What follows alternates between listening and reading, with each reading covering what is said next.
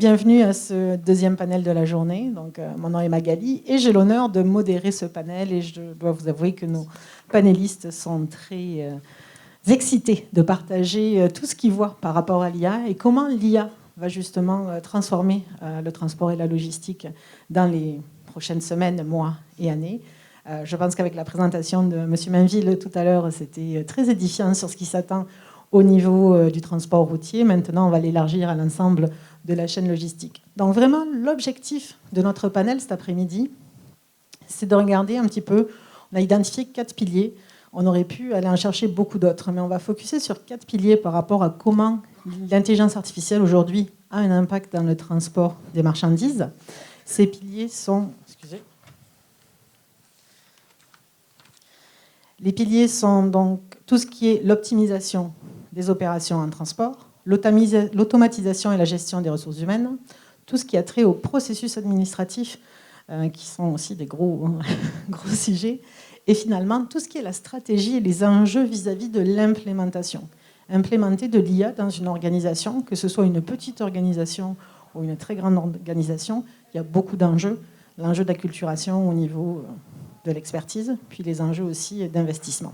Et nos panélistes vont échanger sur tous ces sujets. Par contre, en introduction, une petite pensée pour vous, une petite réflexion à faire, on y reviendra à la fin du panel.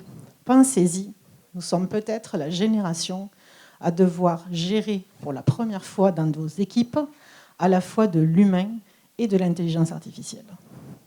Ça va changer tout le paradigme de gestion et d'opération. Et pourquoi le transport et la logistique et fer de lance dans cette question-là, c'est parce qu'on est dans un secteur qui a énormément de mal à recruter et qui est soumis à énormément de changements. Donc je vous laisse avec cette idée-là, pensez-y, on y revient à la fin de la présentation. Maintenant, il me fait plaisir d'introduire nos panélistes. Donc Doriane Dehé, conseillère en stratégie chez Explore AI. Doriane a débuté sa carrière en tant que développeuse dans les logiciels pour le transport en commun, plus spécifiquement dans l'optimisation des horaires et des trajets. Elle a ensuite œuvré en tant que consultante en marketing web et référencement naturel, perfectionnant ainsi ses compétences stratégiques, tant pour les PME qu'au sein d'agences reconnues. Son intérêt pour les données l'a conduite à décrocher un certificat en analytique d'affaires à HEC, touchant ainsi le BI et le machine learning. Chez Explore AI, elle aide les PME dans leur adoption de l'IA. Bienvenue Doriane. Merci.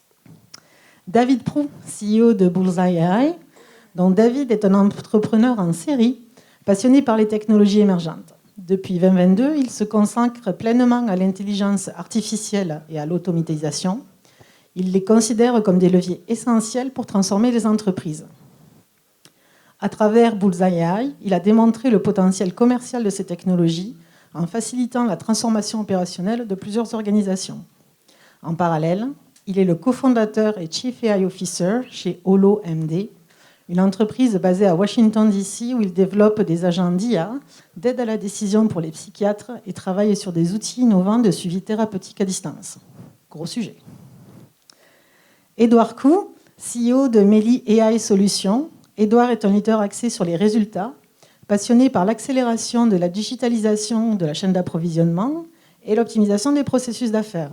En tant que PDG de Meli AI Solutions, il dirige une équipe dynamique dédiée à l'innovation et à l'amélioration de la productivité dans l'industrie de la logistique.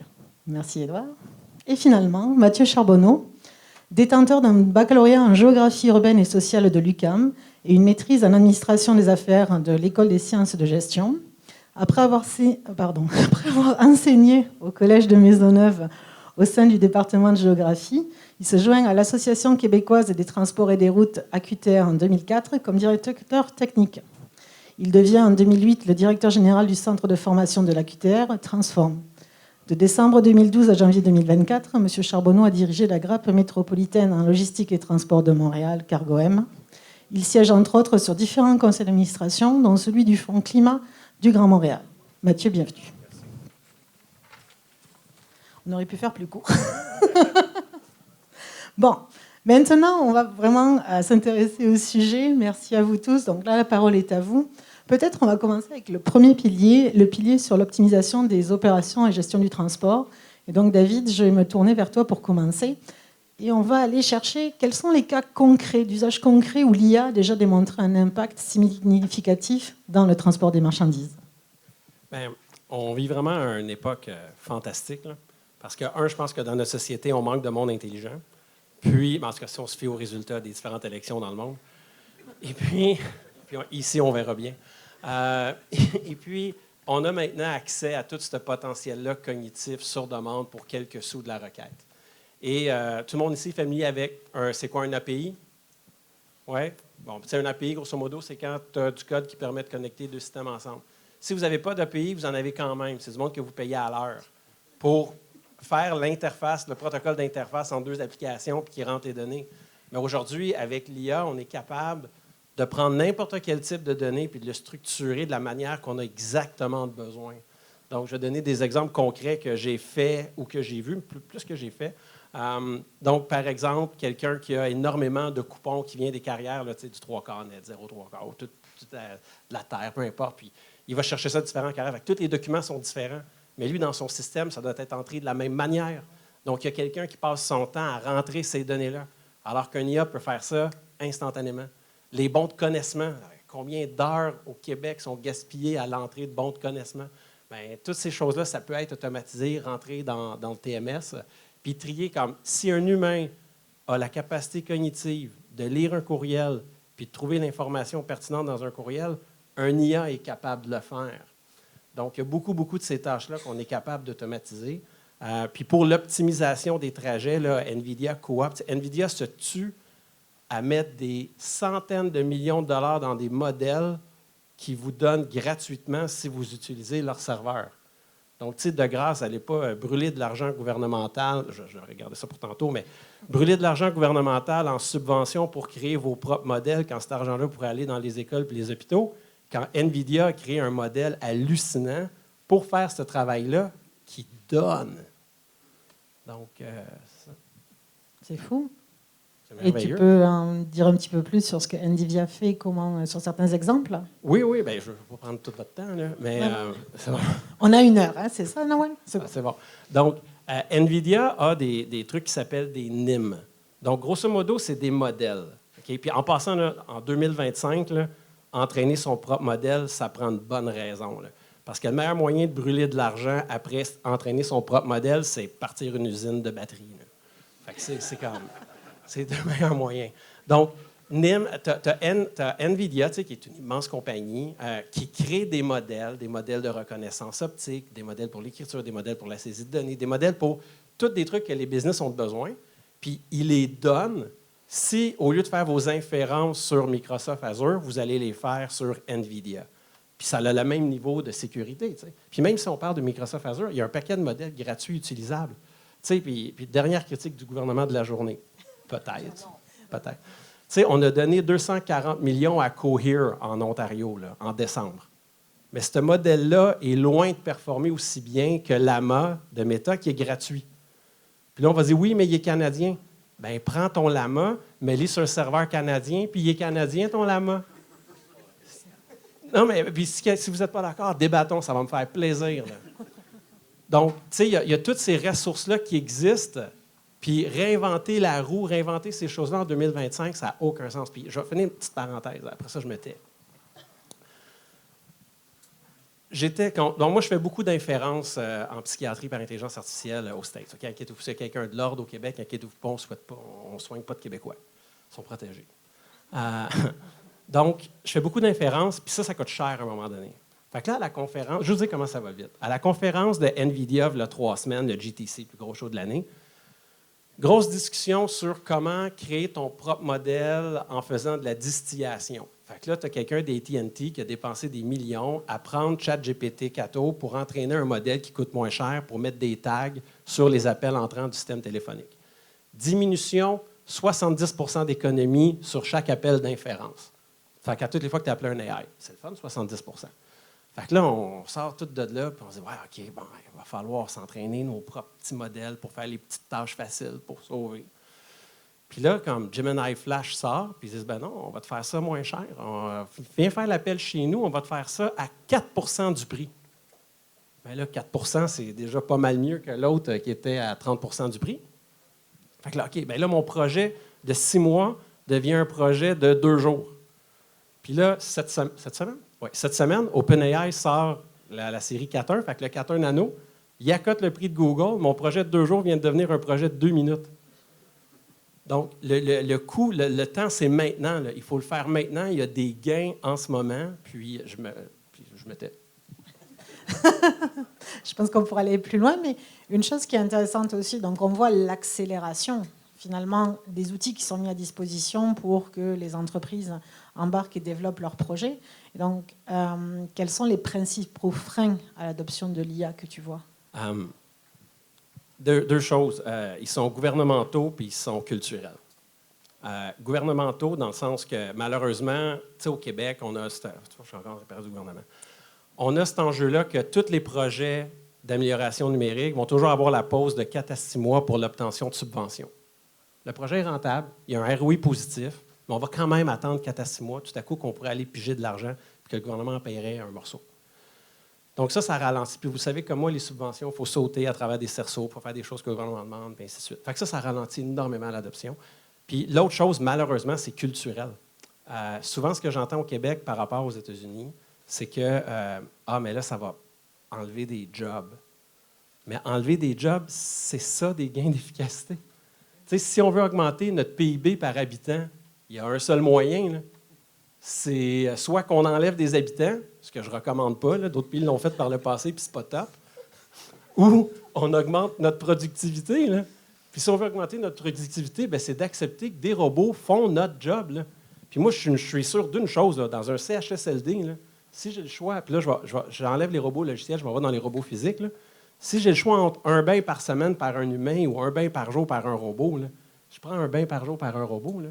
Puis tous les gens, puis ça, je l'ai vu au Québec souvent, là, que je commence à faire une conférence, je vais expliquer aux gens, parce que je fais souvent la blague, ma compagnie s'appelle Bullseye, pas Bullshit.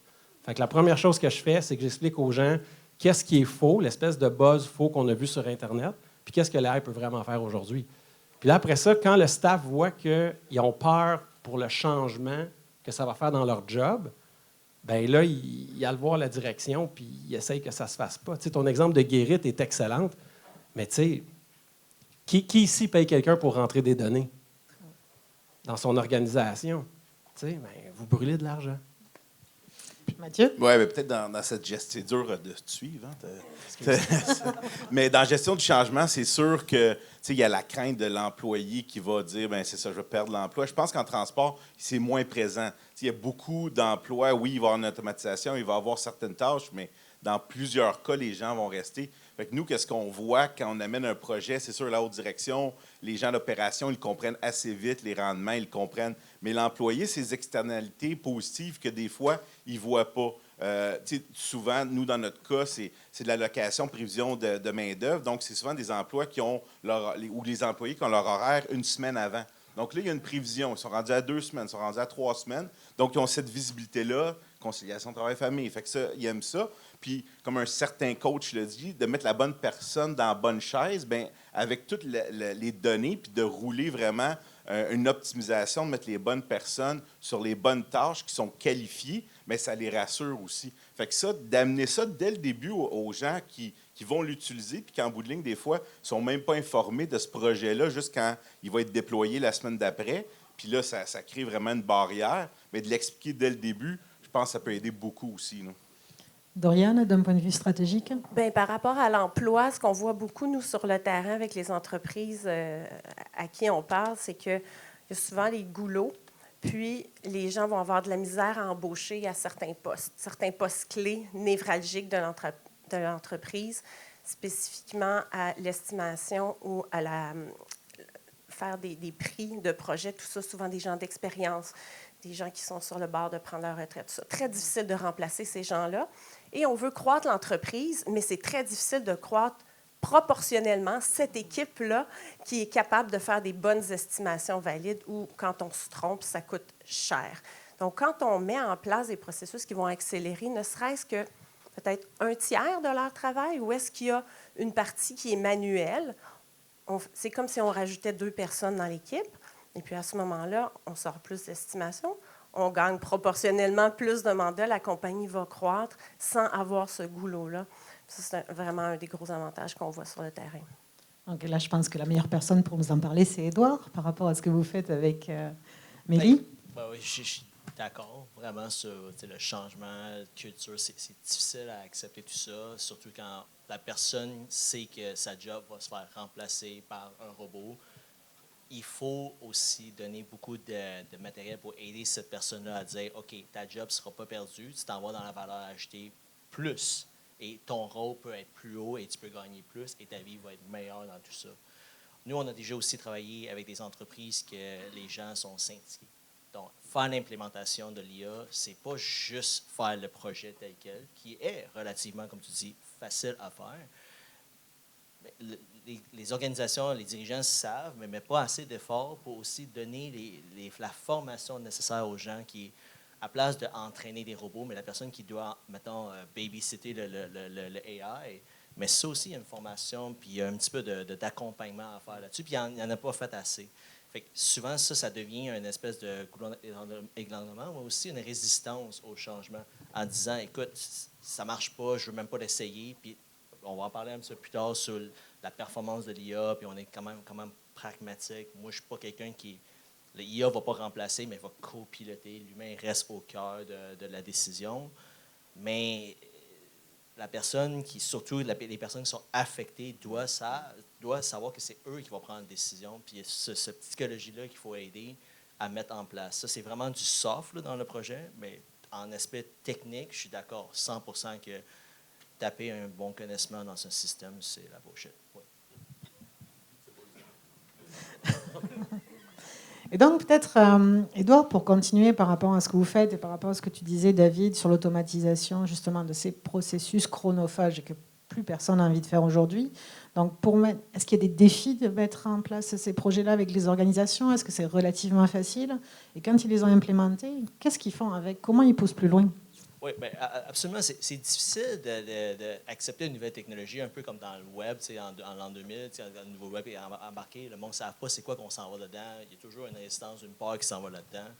Puis quand on ne sait pas qu'est-ce qu'on s'en va, parce que c'est la première fois qu'on rencontre ce problème-là, les attentes sont un petit peu all over the place. Donc, il y a vraiment deux grands challenges que je vois quand je vois un nouveau client. Quand il veut aller vers l'IA pour l'élimination d'entrée de données manuelles, c'est que les attentes sont comme trop hautes, ou ils ne savent pas quel projet commencer, puis il va chercher il se dit souvent, si on est capable de faire le cas le plus complexe, le reste va y aller bien. Mais au contraire, moi, je donne des cours, justement, au Cégep André Laurando, l'intelligence artificielle logistique, c'est commencer par le low-hanging fruit.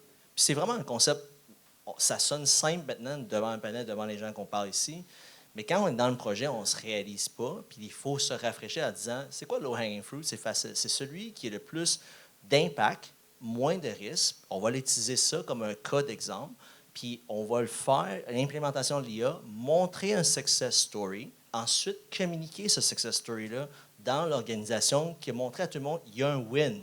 Tout le monde va gagner quelque chose. Changer la culture tranquillement en disant, oui, je veux plus de projets, et que le bottom vient avec des projets et non du top-down, ça change vraiment la game pour ça. Doriane, puis David? Oui, je suis vraiment d'accord avec cette approche-là. Puis des fois, c'est un peu contre-intuitif parce que avec tout ce qui sort comme capacité de l'IA, il y a vraiment l'effet de shiny objects. Puis c'est comme, oh wow, ouais, ça peut faire ça, ça peut faire ça. Les capacités sont incroyables. Donc, ça nous donne le goût d'avoir accès à ces capacités-là puis de résoudre des choses complexes. Mais en commençant avec des plus petites choses qui sont peut-être moins sexy, les lectures de bons pesés, puis des factures, puis toutes sortes de choses administratives, mais au moins, on place quelque chose qui va être plus simple, qui va avoir de la vélocité, puis on peut dire à la fin du projet, on a sauvé tant d'heures. Maintenant, on va faire, voici qu'est-ce qu'on va faire, quelque chose de plus compliqué. Puis de se faire un roadmap en ayant des projets comme ça qui vont être des petits succès, ça aide vraiment les entreprises aussi à garder ces investissements en innovation. Et avoir le potentiel aussi. David? Moi, deux choses rapides là-dessus. Je vais probablement oublier la deuxième. Mais une manière là, que j'ai vraiment d'avoir le staff pas dans ma main, là, mais de faire en sorte qu'ils acceptent l'AI, c'est que je leur dis, on va automatiser la vaisselle. Puis la vaisselle, c'est quoi? C'est quelque chose que personne n'aime faire, mais qu'on est obligé de faire. Sinon, ça devient un bordel. Tu sais, supposons, Magali, tu viens manger chez nous. Si tu viens manger chez nous, c'est pour de la bonne bouffe, un bon vin, une bonne discussion. Tu veux juste que la vaisselle soit propre. Mais tu sais, vos clients vous payent pour un service, mais vous êtes obligé de faire un paquet de vaisselle que le client s'en contrefout comment vous la faites. Puis là, quand on enlève des tâches que les employés n'aiment pas faire, un peu comme ton exemple des semaines d'avance qu'ils voient, tu sais, qu'est-ce qu'ils ont, bien là, tu leur enlèves la job qu'ils n'aiment pas faire, bien là, ils sont contents. Puis là, ce qu'on leur dit pas, c'est qu'après, on va prendre la job qu'ils aiment faire. Non, c'est pas vrai. C'est pas vrai, c'est une blague. C'est une blague. C'est une blague. C'est une blague. Puis j'ai oublié la deuxième affaire. Tu fais quand même une bonne passe à Mathieu, là, on va dire. Donc, Mathieu, justement, comment l'IA peut améliorer donc, la gestion par rapport aux ressources humaines dans le transport? Mais c'est la vaisselle, honnêtement. Tu sais, notre entreprise, c'est drôle parce qu'elle a été cofondée par 2 personnes qui sont aucunement de l'innovation, ni des technologies, mais des gens des ressources humaines. Ils étaient vraiment chez Dracor, pour ne pas la nommer. Puis ils voyaient qu'il y avait énormément de données, beaucoup de tâches cléricales, donc c'est ta fameuse vaisselle, mais très peu d'outils. Puis c'est au même moment, un peu justement, que les fintechs ont commencé, justement la présentation de Lubna, d'ailleurs, ce matin. D'ailleurs, Nawal, félicitations, super belle journée, merci de l'invitation. Tu sais, elle mentionnait, eux, ils ont une richesse déjà de données, mais les ressources humaines, c'est un peu ça. Il y en a beaucoup de données, il y a beaucoup de tâches cléricales, mais il y avait peu d'automatisation. Puis c'est un peu ça l'idée aussi d'amener ces outils-là pour amener justement cette valeur ajoutée-là. Mais en même temps, il faut choisir bien l'action que tu veux faire. Donc, c'est santé-sécurité, c'est recrutement. Moi, je me concentre plus sur l'allocation, prédiction de main-d'œuvre, mais il faut bien la cibler parce que là, on retombe à la question d'avant. On a déjà eu des rencontres où l'entreprise dit, bien, OK, vous allez tout régler, puis on sort de là, puis on n'a rien réglé non plus. Donc, il faut vraiment bien cibler cet aspect-là. Puis ce qu'on voit, surtout au niveau des transports, c'est qu'il y a énormément de variabilité. Puis c'est là que... puis moi, je suis encore impressionné. En effet, je ne suis pas non plus du secteur de l'IA, de l'innovation, mais comment on peut gérer de nombre de contraintes, de données, de changements rapidement. Puis c'est ça qui est important dans une chaîne logistique. Aussitôt qu'on a un changement, c'est de réaffecter, nous, donc soit avec des terminaux, avec des entreprises où c'est le personnel navigant, par exemple, dans l'aviation. Aussitôt qu'il y a un changement, on peut tout recalculer avec toutes les données qui sont disponibles puis redonner rapidement cette meilleure allocation pour être plus performant, peut-être au plan économique, au plan performance. Puis ça dépend de l'entreprise. Elle peut aussi changer. Si un jour, elle dit, bien, moi, je veux que mon staff soit plus performant, ou la semaine prochaine, bien, je veux sauver des coûts, mais tu peux le faire très, très rapidement. Fait que c'est là que ça peut aider. David? J'ai repris mon deuxième point, puis c'est connecté avec ce que tu as dit. Fait que tu vois, it was meant to be. Je vais vous donner un exemple là, parfait de bullshit en AI. Puis ça touche les ressources humaines, OK? Mais pas ce que tu fais, je te rassure. C'est Microsoft, OK? Donc là, tu as le vidéo de Microsoft quand il pousse ses agents. Puis là, tu as José qui veut booker ses vacances. Fait que là, elle parle à son copilote. Hey, j'aimerais ça prendre des vacances. Puis là, copilote répond, mais bien sûr, José, il te reste 3 semaines de vacances. Quand veux-tu les prendre? J'aimerais ça les prendre à la fin août. Mais bravo, José, tes vacances sont bookées. Bonne journée et profitez-en bien. Merci. Ça, c'est ce qu'il y a dans la vidéo, OK? Dans la vraie vie, l'agent des vacances est appelé par un string. Ça, ce que ça veut dire, c'est le mot. Donc, quand il y a le mot « vacances », l'agent démarre. Mais bien sûr, José, tu peux booker des vacances. Il te reste 3 semaines de vacances. Fait que ça veut dire que si José, elle s'en va sur l'agent copilote, puis elle dit « Comment ça, vierge, que Roger, qui est rentré après moi, a 4 semaines de vacances, puis j'en ai 3? » L'agent va répondre « Mais bien sûr, José, on peut booker tes vacances. Il te reste 3 semaines de vacances. » Fait que c'est juste vous montrer le delta entre ce que vous voyez sur Internet, les vidéos promotionnelles de l'IA, puis dans la vraie vie. J'ai fait un mandat, puis je finis là-dessus. Connecter SharePoint avec Copilot. Tu te dis, c'est une switch. Je vais mettre ça à on. Donc, le client dit, j'ai pas besoin de toi pour mettre une switch à on.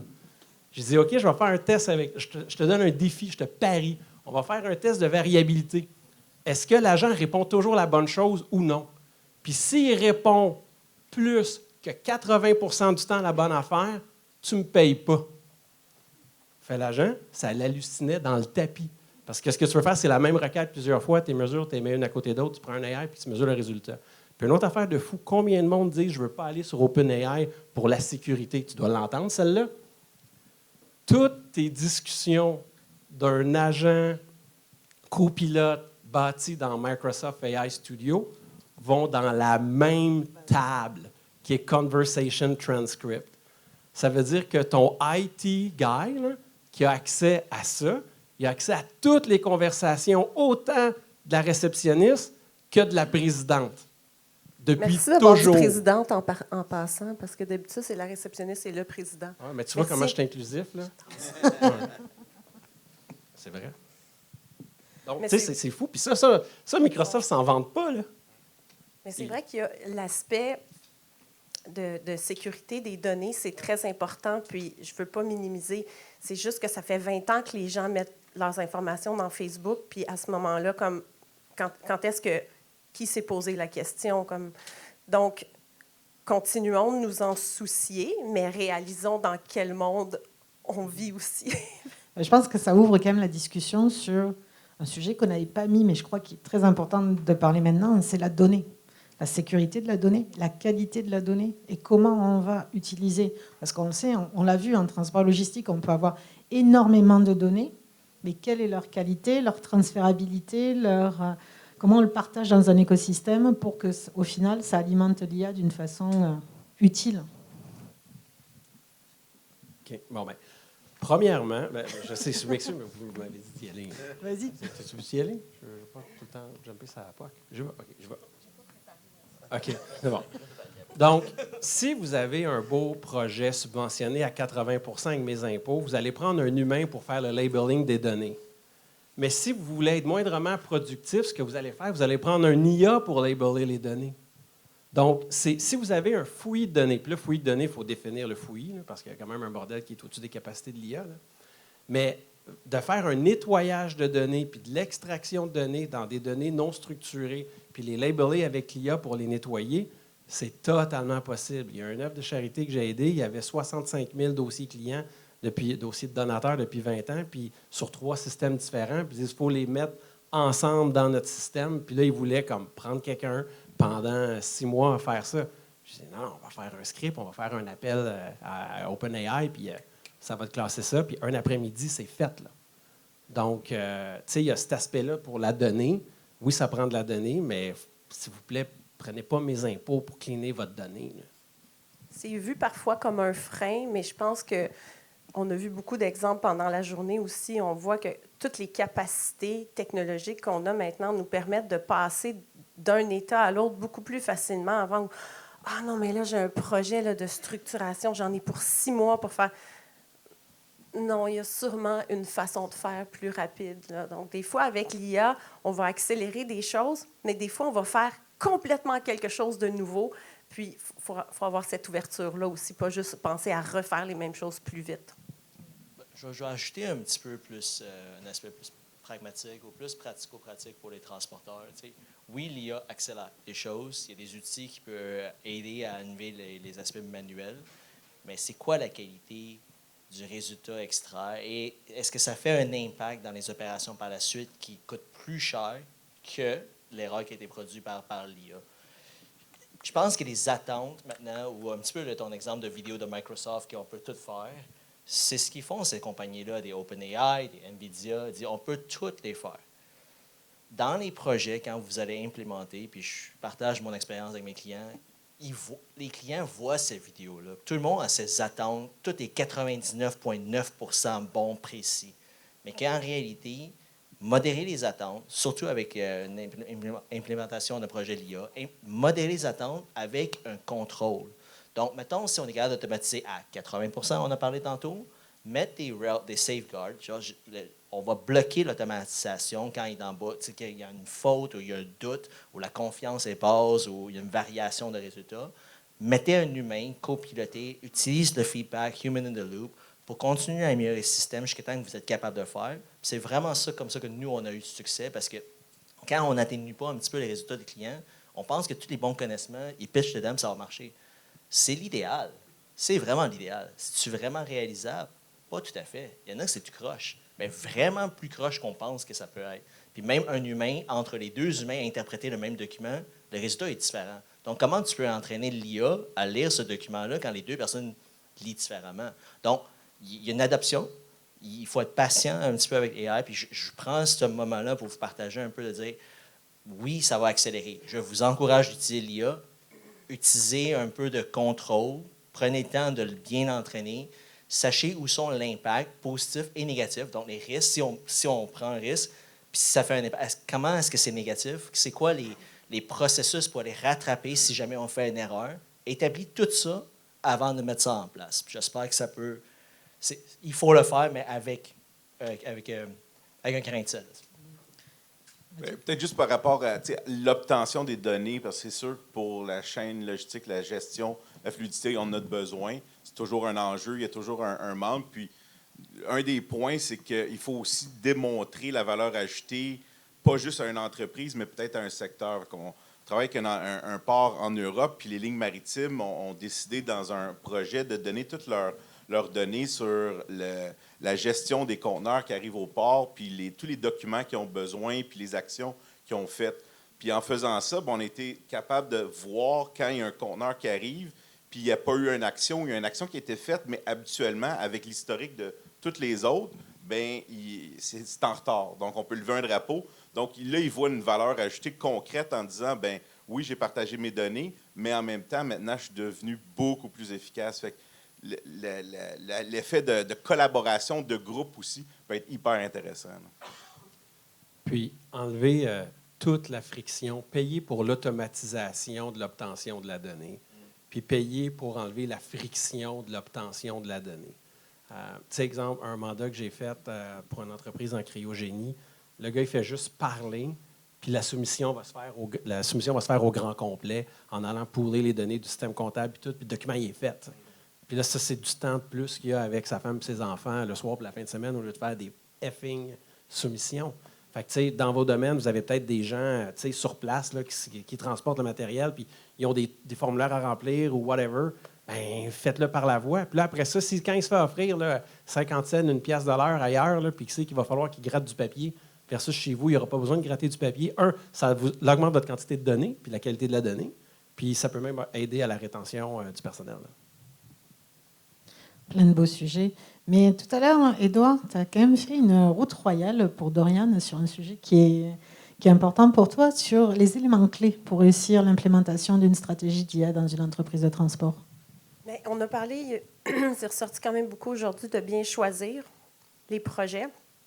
On ne veut pas faire de l'IA. C'est comme si on dit, mon collègue dit souvent, c'est pas comme je veux utiliser un marteau. Non, mais qu'est-ce que tu veux faire? Qu'est-ce qui vous empêche de dormir la nuit? Est-ce que c'est mes camions sont toujours pris à attendre, je paye des heures parce qu'il y a des goulots par exemple, pour le carburant, exemple, ils attendent. Nous, on a parlé à une entreprise, ils envoient des camions à une scierie. Et parce que c'est mal coordonné, ils finissent par payer plein d'heures juste parce que tout le monde attend en ligne, puis tout ça. C'est une question de coordination, c'est de la recherche opérationnelle. Donc, c'est des mathématiques à la fin, OK? Donc, qu'est-ce qui vous empêche de dormir la nuit? Regardez dans votre plan stratégique. Ce n'est pas une question de dire c'est quoi les meilleures capacités, comment appliquer l'IA dans mon entreprise? C'est ici, j'ai vraiment un problème, je ne suis pas capable de garder personne à ce poste-là. Ou je ne suis pas capable d'embaucher une personne à ce poste-là.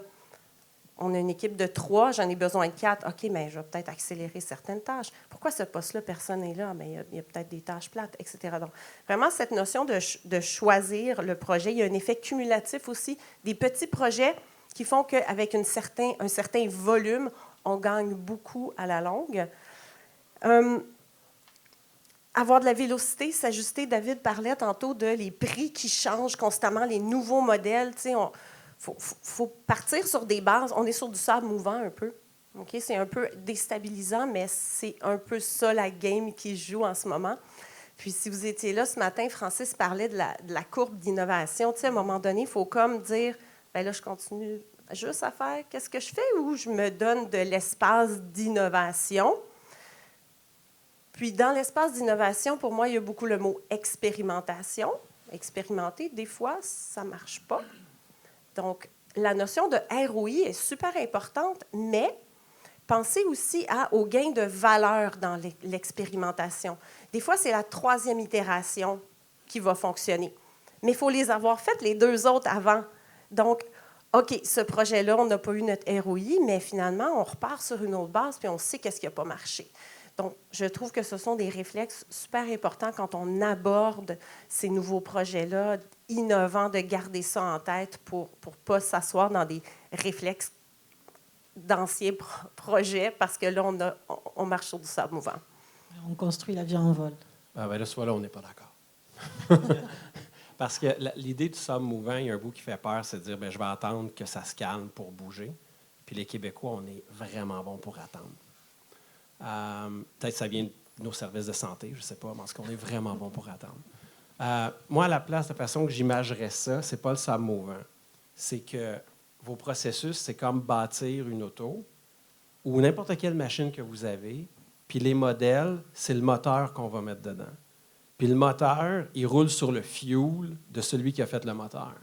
Fait que si tu mets un fuel d'OpenAI, si tu mets un moteur d'OpenAI, c'est le fuel d'OpenAI. Si tu mets un moteur de Claude, c'est le fuel de Claude. Tu mets un Llama, bien, tu vas avoir là, lui, tu peux prendre l'universel. Mais parce que puis pourquoi je prends l'exemple de l'auto, puis de la transmission, puis du moteur, c'est que ton processus de business demeure le même cette année que l'an prochain que l'autre. Tu vas avoir un client qui t'envoie un PO, tu reçois une commande de quelque chose où il y a un événement qui se passe dans le business. Ça, là, tu connais ces process-là, puis ça va être la même chose dans 1 an, là, la même chose dans 3 ans. Donc, le labor de programmeur pour faire l'intégration, comprendre puis schématiser ces process-là, il va être la même chose en 2025 qu'en 2027. Puis l'idée, c'est que quand les modèles changent, tu vas en dépluguer un pour repluguer l'autre, puis c'est tout, là. Mais tu n'as pas besoin de rebâtir toute la machine, là. Donc, oui, les modèles changent excessivement vite, mais vos processus d'affaires puis votre réalité d'affaires, elle ne change pas à la vitesse des modèles, là. Je vais mettre un bémol là-dessus. Je pense que chaque modèle est fuelé différemment. L'entraînement des données pour faire ce modèle-là est aussi différent. Fait que si on switch out un OpenAI à, mettons, un Llama, pour le même processus, il faut vraiment faire beaucoup de tests en arrière. Je suis 100% d'accord avec toi pour l'extraction de données que tu fais, Ouais. mais on s'entend que les nouveaux modèles qui sortent, comme tu vas prendre un Mistral OCR, tabarouette, il est rendu 10 fois meilleur pour 10 fois moins cher. Fait que tout le travail que tu as fait d'interface, tu mets ton données là, tes données vont être extraites, ils vont être shippées à l'autre place. Le bout d'AI, oui, il faut que tu le testes, puis c'est ta job de le tester, puis c'est pour ça que le monde faut en faire avec toi, là. Mais tu es d'accord avec moi que les modèles sont de mieux en mieux, puis c'est souvent payant de changer de modèle, là. Oui, c'est payant, puis je pense que c'est pas vraiment l'extraction de données qui est le problème, c'est où chaque modèle est déterministique. Donc, il faut aller voir, mettons, les règles d'automation, où ce que l'AI doit prendre une décision. Les 2 modèles, des fois, il y a une variation. Donc, si on a mis les processus en place, comme tu dis, on a automatisé, on a mis une architecture de SOP, Oui. on a mis ça en place. Oui. En changeant de engine, comme tu dis, le résultat à la fin, juste de valider. C'est juste le bémol, il faut regarder avant de dire, OK, c'est bon, on va en production. Bien, comme l'exemple de variabilité que je donnais tantôt, il faut que tu fasses tes tests. Puis là, ça, c'est la responsabilité de chaque organisation d'avoir son set de questions et de réponses qui a été vérifié une seule fois par un humain. Puis là, après ça, tu t'en sers comme benchmark pour tout ce que tu fais, là. C'est exact. Oui, on s'entend. C'est clair. Donc là, dans la discussion, ce qu'on voit, c'est qu'on a aussi une évolution par rapport au type de métier, au type de personnes que l'industrie va devoir attirer, former, retenir. Parce que oui, il y a les gens qui connaissent les processus d'affaires et opérationnels propres au transport et à la logistique, auxquels il faut ajouter ceux qui connaissent et qui vont maîtriser de plus en plus les modèles et l'IA pour opérer. Donc là-dessus, peut-être Mathieu, dans ce secteur, bon, déjà, il y a une pénurie par rapport aux professionnels sur le secteur en tant que tel. Comment l'IA peut aider à recruter, former et fidéliser les employés? C'est sûr qu'au niveau du recrutement, c'est de prendre l'historique, de voir qu'est-ce qui fonctionne dans ton entreprise, puis vraiment d'aller chercher toujours dans ce même créneau-là. Mais je pense que quand il y a déjà un employé en place, qu'est-ce qui est important, c'est de vraiment, je reviens encore au fameux dicton, de mettre la bonne personne dans la bonne chaise. Ils ont des qualifications, ils ont des disponibilités, mais ils ont aussi des souhaits, des besoins, puis souvent des données qu'on n'a pas pris en compte. Je donnais un exemple tantôt, j'en parlais à Émeric, qu'on a rencontré une entreprise de transport, je veux dire ça, puis eux sont pairs. Ça, c'est deux personnes qui sont à chaque corps de travail. Puis la personne, parce que le but, c'est vraiment de voir c'est quoi le pain point. C'est vraiment ça, de dire c'est quoi votre problématique au niveau des ressources humaines, comment on peut vous aider, est-ce que vous avez certaines données. Puis la personne aux ressources humaines disait, ben quand je fais mon pairing, puis j'envoie ça, j'ai souvent des book-offs. Les gens, ils m'appellent, ils disent, ah, finalement, je suis malade ou je ne pourrais pas travailler. Puis eux, depuis plusieurs années, ils croyaient que c'était vraiment le corps de travail de la personne ou son horaire. Donc, ils ne voulaient pas travailler le vendredi ou ils voulaient avoir 3 jours de suite. Donc ils ont tous travaillé en cette conséquence-là. Puis là, on a pris les données, on a juste regardé, puis on s'est rapidement rendu compte qu'en fait, le book-off arrivait quand les gens plus seniors dans l'entreprise étaient matchés avec des gens plus juniors. Puis c'est vraiment ça, c'est parce qu'ils voulaient travailler avec leur père, puis c'est bien correct. Fait que quand on a su ça, on a de conjonction avec la personne des ressources humaines, on a rencontré les employés en disant, bien, on va vous donner une règle de 70-30. 70 vous allez être avec des gens de votre génération, de votre gang, mais 30 oui, vous allez être des jeunes parce que l'entreprise a besoin que vous passiez vos connaissances.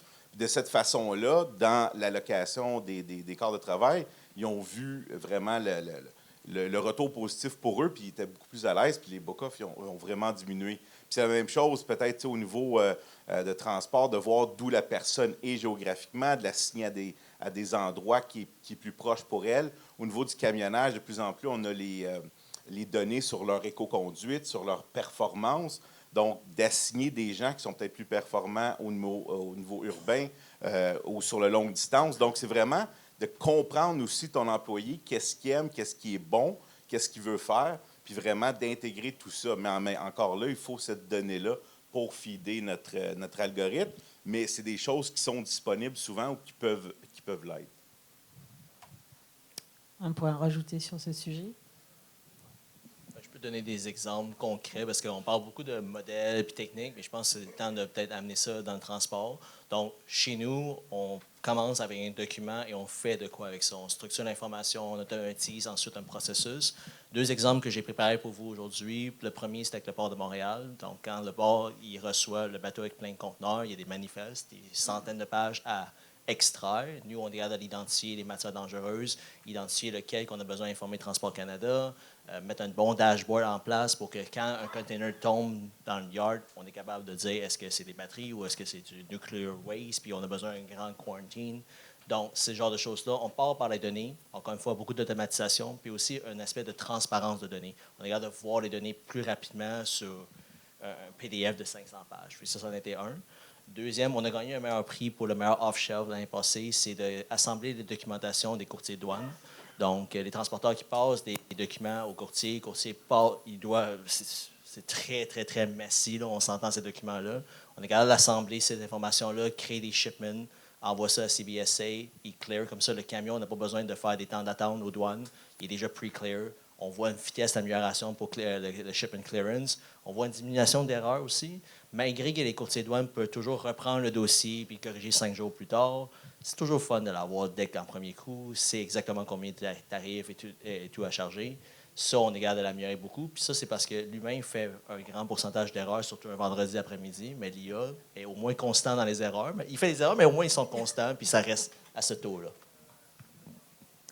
Merci beaucoup. Peut-être une question, puis David, c'est dans la conversation qu'on a eue avant de rentrer sur le panel, par rapport aux digital twins, en transport et logistique.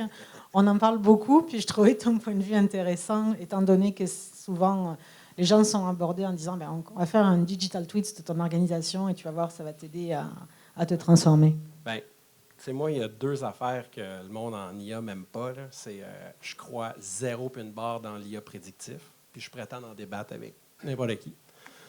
Puis deuxièmement, les digital twins. Je pense que c'est la 2e meilleure technique marketing d'NVIDIA pour vendre des GPU. La première étant la souveraineté numérique. Donc, j'étais au GTC, ma conférence d'AI préférée, c'est GTC à San Jose, c'est la conférence d'NVIDIA.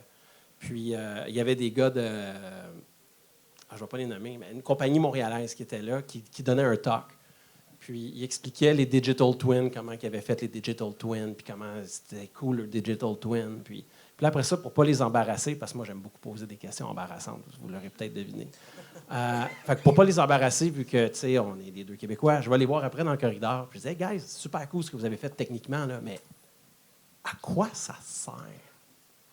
Puis ils m'ont juste répondu, ben, on n'a rien encore qu'on peut faire, mais c'est notre job d'être cutting edge. De la même manière pour WPP, puis ça, je l'ai dit devant tout le monde parce que le gars, je m'en fous, c'est un New-Yorkais. Il expliquait comment il avait fait le brand. WPP, plus grande boîte de pub, excusez, on ne parle pas de transport, là, mais plus grande boîte de pub au monde. Puis là, il expliquait comment il avait fait le brand brain, qui parle avec le consumer brain, qui parle avec le media brain, puis comment ensemble, ça prend la meilleure décision pour le client, puis qu'ils ont mis 15 millions là-dedans. Ma question, c'est « Hey, dude, super cool ce que tu as fait là, pour l'été passé. Mais là, tu es conscient qu'avec les assistants d'OpenAI, on peut refaire la même affaire en un après-midi. Là. Donc, comment tu justifies à ton board d'avoir mis 15 millions là-dedans? » Puis sa réponse, c'est « c'est notre job d'être cutting edge, notre brand, blablabla. Bla, bla, bla, bla. » Fait que, tu sais, les digital twins, ou pourquoi c'est très payant pour NVIDIA, c'est que si tu veux juste recréer cette pièce exactement comme dans la réalité, tu as une quantité de compute infinie. Là. Juste comment le son, la lumière, la chaleur, tout. Donc, tu sais, moi, je dis toujours, là, je m'excuse de l'expression, mais tu collectes du data si tu es prêt à faire l'amour à ton data. Si tu fais juste collecter du data pour collecter du data puis tu ne veux rien faire avec, tu brûles du cash. Très intéressant. On dirait qu'on Moi, est toutes comme... Moi, j'ai plein d'exemples en tête. Je vais avoir de belles conversations avec certains de mes collègues. Je les salue d'ailleurs. Peut-être un point aussi, parce que je vois que le temps file et puis je voudrais qu'on touche à tous les points. Un point par rapport aux enjeux, les barrières technologiques, organisationnelles ou éthiques qui freinent l'adoption de l'IA, particulièrement dans le secteur transport et marchandises. Donc je commence avec Doriane. Une des barrières qu'on voit, premièrement, il y a une espèce de confusion vu que l'IA est partout. L'IA est dans Copilot, l'IA est dans votre HubSpot, l'IA est dans un de vos SaaS auquel vous vous êtes abonné. Il y en a des bons, il y en a des pas bons. Fait que des fois, tu essaies le pas bon en premier, tu dis l'IA, c'est de la merde, etc. Donc, ça, c'est une barrière parce que dans les organisations, il y a des gens qui aiment plus l'expérimentation de la technologie, qui sont plus là-dedans, qui vont avoir de la misère à rallier les gens vers tout ça, puis qui vont avoir beaucoup de WIMPI. WIMPI. Donc, d'arriver avec des... Bien là, c'est parce que moi, je te l'ai fait en une demi-heure, finalement, qu'est-ce qui prend 2 heures à tous mes autres collègues. Ça aide à convaincre. Ensuite, il faut le mettre at scale. Donc, ça, c'est une autre des barrières, de passer de la preuve de concept à un vrai projet en production, testé avec des guardrails, avec ceci, avec cela, qui hallucine pas, qui fait les choses de façon constante et cohérente. OK? Donc, ça, c'est... Et bien, il y a toujours la version au risque. Alors, donc là, il faut travailler son côté innovation, son mindset d'innovation. Si vous êtes ici, c'est parce qu'à quelque part, il y a une certaine ouverture. Les capacités sont là, les capacités sont exceptionnelles. Donc, là, il faut faire tomber un petit peu les barrières, une après l'autre, se donner de la place à l'expérimentation, à l'erreur, puis juste d'accueillir tous les bienfaits qui sont disponibles. Merci. Par rapport à l'éthique, aux barrières, messieurs?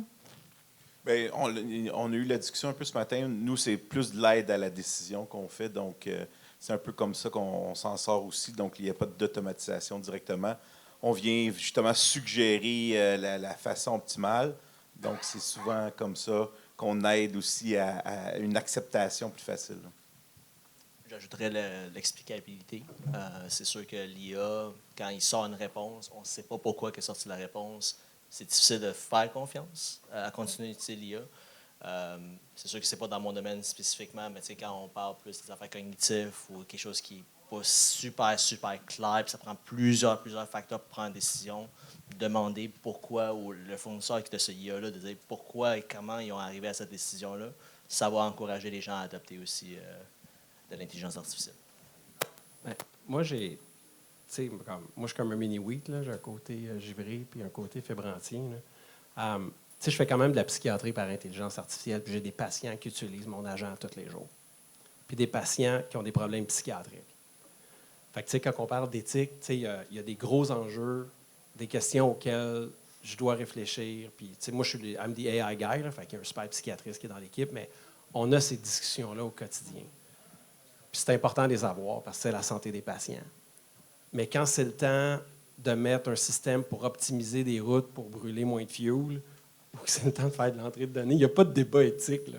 Fait que quelqu'un qui emmène l'éthique là-dedans, là, c'est une excuse. Puis si quelqu'un emmène l'environnement, là, tu sais, comme, regarde, là, ChatGPT 4.1 Nano qui est sorti lundi ou mardi, là, c'est 4 de l'électricité qu'un call à 4GPT Cato ordinaire. Là. Puis Cato était déjà genre comme 10 de l'électricité de 3,5. Là. Fait qu'il faut juste comprendre que toute l'industrie s'en va sur une meilleure efficience de l'utilisation d'électricité. Jensen, le CEO d'NVIDIA, expliquait que dans 2 générations de GPU, il y a des trucs qui interconnectent les GPU ensemble vont sauver 30 watts du connecteur. Il y en avait 30 000 dans un data center. Là. Donc, tu sais, puis toute l'énergie de Microsoft puis d'Azure va être sur l'énergie renouvelable avant la fin de l'année. Là. Fait que, tu sais, dire on ne va pas le faire pour des raisons environnementales, c'est une excuse, pas une raison. Je suis vraiment d'accord, David, avec ce que tu dis. En passant, chez nous, c'est les enfants qui font la vaisselle, fait que juste un petit truc comme ça. Mais parce que j'adore quand les gens ont leur conscience environnementale. Puis moi, j'ai 3 grandes filles à la maison qui me tapent sur les doigts dès que je fais le moindre écart. Donc, mais est-ce que vous savez qu'on utilise les courriels depuis très longtemps, puis que répondre merci à un courriel qui garde la conversation de vos 2 semaines de discussion avec toutes les pièces attachées, savez-vous combien ça coûte de garder ça sur un serveur pendant des années? Donc, encore là, c'est comme 2 poids, 2 mesures. Là. Vous allez voir les gains, vous allez sauver de l'argent en utilisant des technologies ultra puissantes et dont les coûts vont baisser avec le temps aussi. Donc, je pense qu'il faut remettre ça en perspective quand on a ce débat là, sur l'utilisation, de voir les pourcentages puis de voir à la fin qu'est-ce qui va être au final le bilan. Là. Super intéressant. Je vois vraiment que le temps file et avant que je me fasse taper sur les doigts, ça va, oui, on arrive aux questions. Je peux faire la dernière question aux panélistes? Merci, Nawal. Donc, dernière question, chers panélistes. Selon vous, quel est le plus grand défi à relever pour que l'IA devienne un standard dans le transport des marchandises d'ici 2030?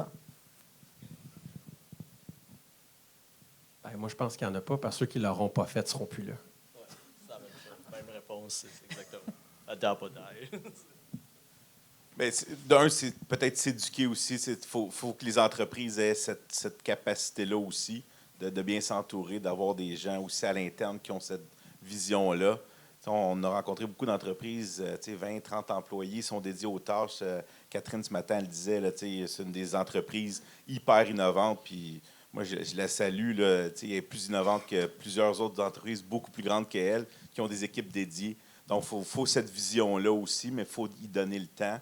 Puis c'est là que l'aide justement gouvernementale, l'aide externe va aider énormément. Là. Une image qui me reste de ce matin, la présentation de Francis, on avait des gens qui essayaient de tirer un chargement, puis là, il y avait une personne avec une roue en arrière. Puis là, non, on n'a pas le temps, là, on est occupé à tirer. Moi, c'est ça qui me reste en tête. L'IA est là. Je vous remercie beaucoup. Et donc là, je pense qu'on ouvre la séance de questions. Donc, mesdames, messieurs, qui veulent garder vos questions bien sagement, c'est le temps de vous lancer. Est-ce qu'ils ont des questions? Je l'avais dit, hein, qui parlait, lui, au centre. Personne qui n'a aucune question. Oh!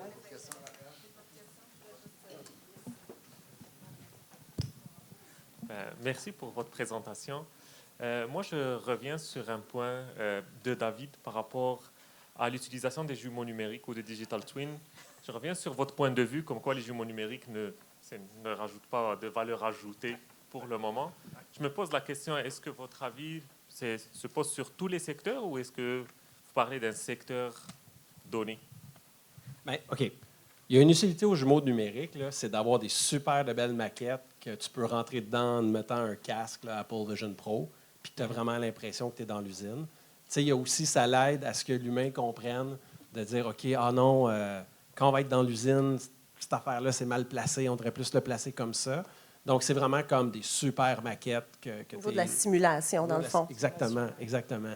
Mais tout, puis j'étais là au TOC, là, à la Home Depot, ils ont fait des digital twins de chacun de leurs magasins pour savoir qu'est-ce que tout est où, puis tout le kit. Puis essaye de comprendre la valeur de ça, outre que pour qu'un humain soit dans un magasin pour mieux planifier puis comprendre. Donc, c'est là-dessus que je suis un grand sceptique. Mais tu sais, moi, dans la vie, je crois à rien. Là. Genre, la seule chose que je crois quand je lis le journal, à première vue, c'est la date. Tout le reste, je remets en doute.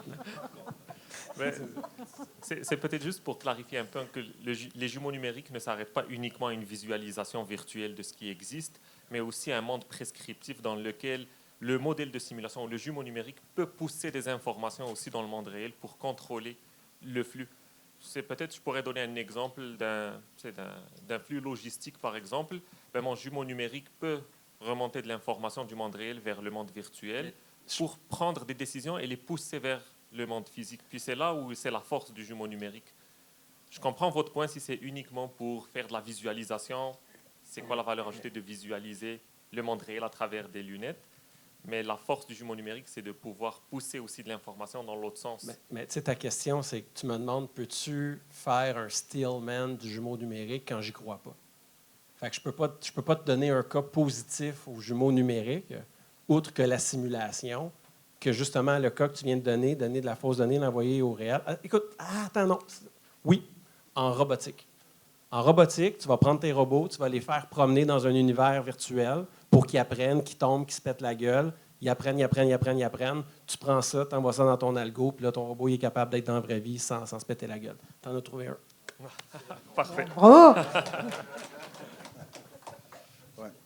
Je vais faire vu que je te connais, je vais m'amuser, là, mais il y a aussi tous les tests de stress pour le mécanique, que ça vaut la peine. Ça réduit énormément le coût dans les laboratoires de faire des jumeaux numériques, là, mais on s'ostinera autour d'une bière. Avec plaisir. Il y en a d'autres qui ont des questions, messieurs, mesdames, par rapport au panel? Oh. L'autre élément, David, excuse-moi, tu vas te faire attaquer. Tu es très campé, puis j'adore ça parce qu'il était très imagé.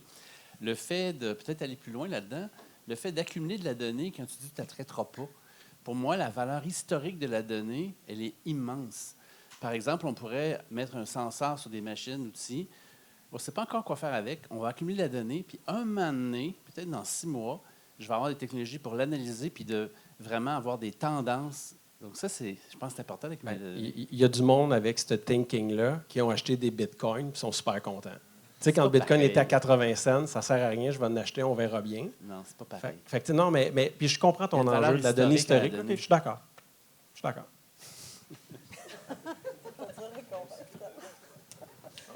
Y a-t-il d'autres questions ou points de vue ou opinions? Non? Hey, merci beaucoup de votre apparition sur le panel. Vraiment très apprécié. Quand il y a des réactions, c'est bon signe.